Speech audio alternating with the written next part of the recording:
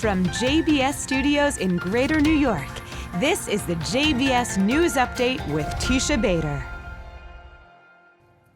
I'm Teisha Bader with the JBS News Update for Friday, July the 22nd, 2022. A Palestinian man armed with a knife, believed to have been planning to carry out a terror attack, was detained by police in Jerusalem's Old City today.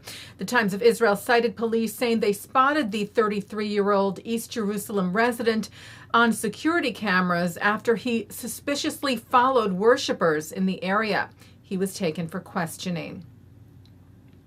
Israeli Prime Minister Yair Lapid spoke yesterday over the phone with Bahrain's Crown Prince Salman bin Hamad Al Khalifa.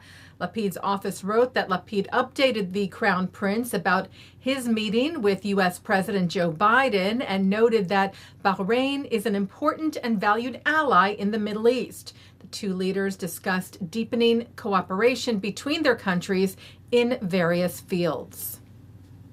And Israel's Defense Minister Benny Gantz spoke yesterday at the Aspen Security Forum in Colorado about Israeli policy, prospects for peace with the Palestinians, and the Abraham Accords signed with Bahrain as well as with the United Arab Emirates and other Arab countries. Gantz spoke to The Atlantic's Jeffrey Goldberg about, he tweeted, the important impact of the Abraham Accords and of trying to leverage the Abraham Accords and ties with regional partners in order to strengthen the Palestinian Authority and promote confidence-building measures. From a Zionistic perspective, from a Jewish, democratic, and Zionistic perspective, I would like to see a better future between us and the Palestinians.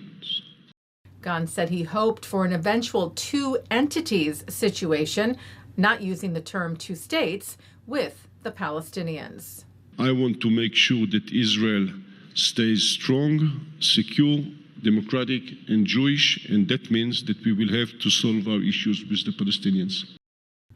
Jewish Republican Congressman Lee Zeldin, who is running for New York governor, was attacked while delivering an outdoor campaign speech in Fairport, New York yesterday.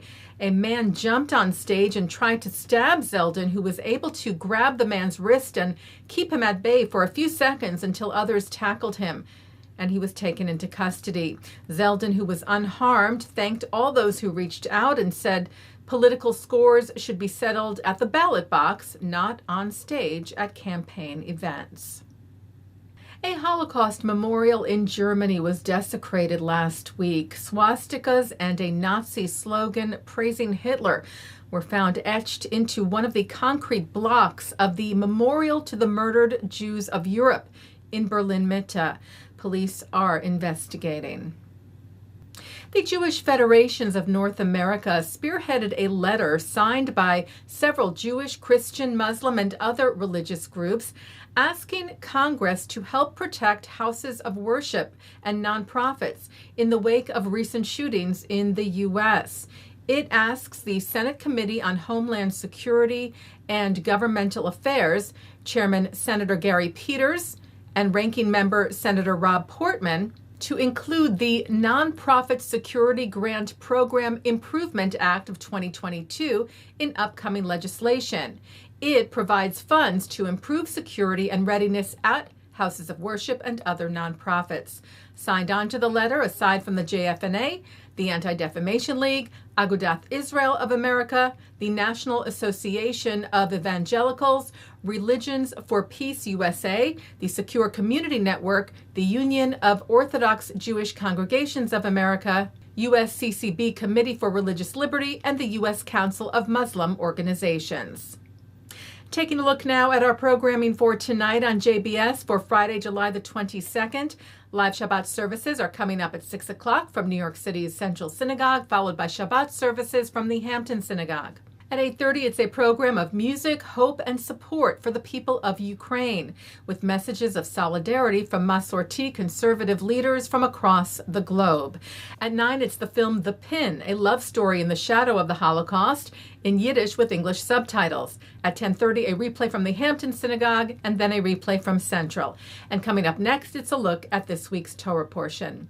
And that's the JBS News Update for Friday, July the 22nd, 2022. I'm Teisha Bader. Stay healthy, stay well, and Shabbat Shalom.